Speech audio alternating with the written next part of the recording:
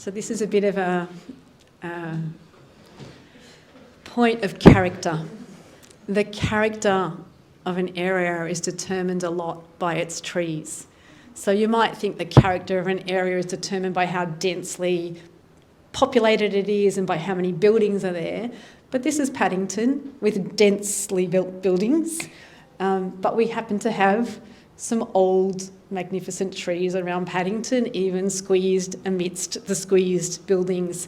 But then we have northwestern Sydney, where you see they barely have space for a tree, let alone a backyard.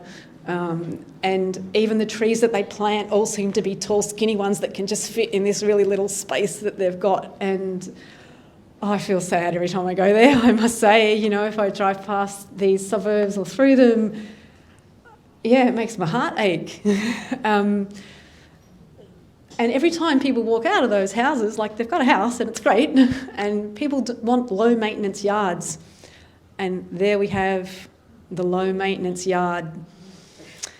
And so I always, at the moment, one of my main things is, who wants a low maintenance yard? What for? Why don't you want to go and hang outside? Why don't you want to get out of your house ever? Like, is that really what you want? Like, we make our lives busy, but busy yourself in the garden is not actually a bad thing to do. Like, you know, I've kind of got this, let's hear it for the high maintenance garden that can make me go outside all the time, spend time looking after plants. Like, how is that such a bad thing? Why do we all need the lowest maintenance everything? Sure, you can get rid of the grass or whatever, put some different plants in, but why do you want to not spend time out there? What have we become that we don't want to leave the box? So at least if we've got our little boxes squeezed in close, we can be thankful in this area that we've got such a great canopy and so many trees that are existing, but we do need to protect every one of them. One of my colleagues who works in our tree team said to me the other day, he said, Michelle, every tree in Woollahra Council area has someone who hates it.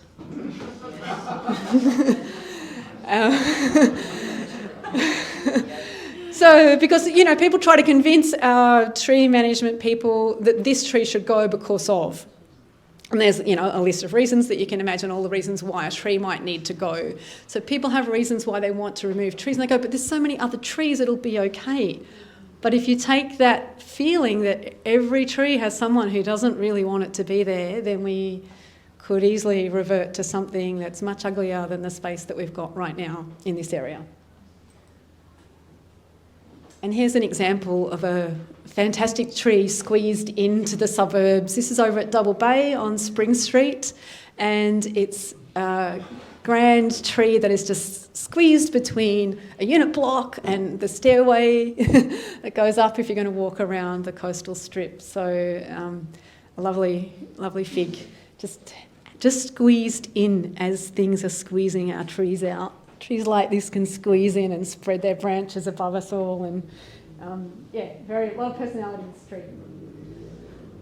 So the final section of my talk is on connection. I have the great privilege of having a job where I get to get people out in nature and connect them to nature, connections to bushland and our trees and everything. So we run, for example, tree planting days at least once a year, and sometimes other opportunities as well. And it's one of our favourite community events. It's a great way to get kids doing things in nature, but we never want it to be a one-off event. It's all about how can we get people to not just value this once a year, but really create lots of opportunities to connect. Sometimes council also runs bush tucker walks. There's someone planting the trees down at Cooper Park. Even our staff down in the middle there, I threw in the photo of staff because if you can see, our staff look super happy. And that's because we made an excuse to take them to Cooper Park.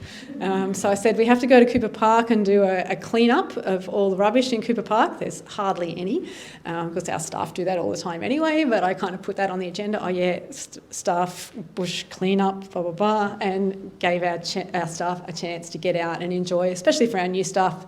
They may have never even stepped into that park if they're new on board. So that's Cooper. On the right-hand side is one of the trees down here that we've seen earlier, our Queensland Kauri.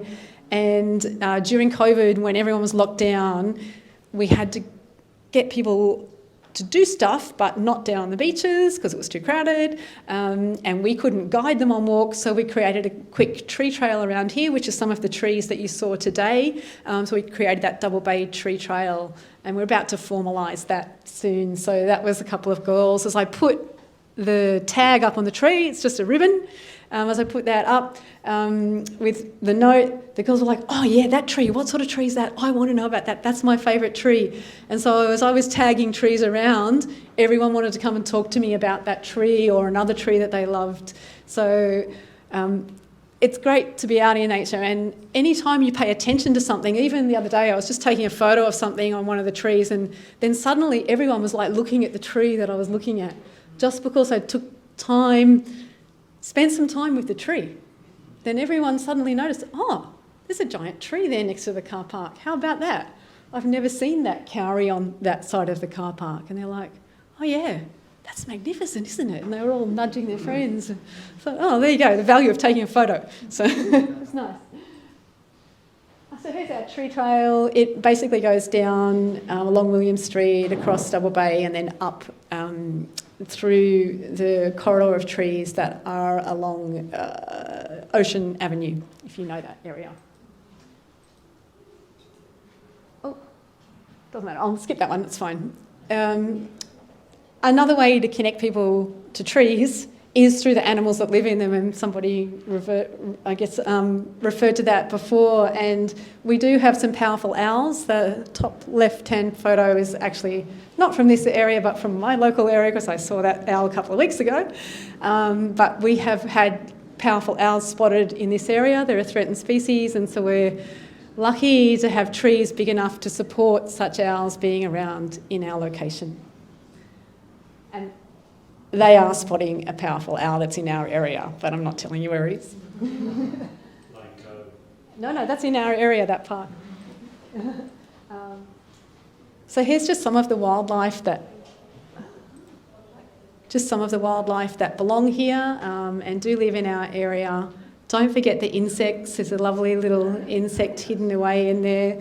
Our hollows are really important for our birds and our possums.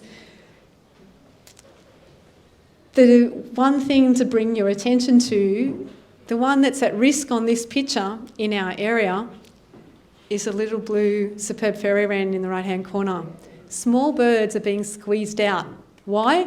Because we love grass and big trees and not shrubs. So it's all the layers that birds like the superb fairy wren, the small birds need the shrub layer. And so if we only do the canopy and we only focus on canopy, we lose a lot of that messy, busy, tight stuff that protects our small birds. So if you've got a chance to put even a small patch of shrubs back into your garden somewhere, it would be a great idea to support bird life. So my final kind of comment is, let's not forget to venerate our shrubs, herbs, grasses and vines as we venerate our trees. Enjoy all the others as well. For those of you who are very connected to our grand trees, we have a tree register that helps protect a heritage tree listing. So that tree register is about to be updated soon, and there'll be a whole lot of communication come out from council around that. So we'd encourage you to get involved, and we will be running like a backyard habitat planting project again in autumn. So if you want to be on our lists and find out more, just come and see me at the end, and I'll talk to you more about any of our other projects that are coming up. But venerate everything out there, not just our grand and glorious trees. Thanks, everyone.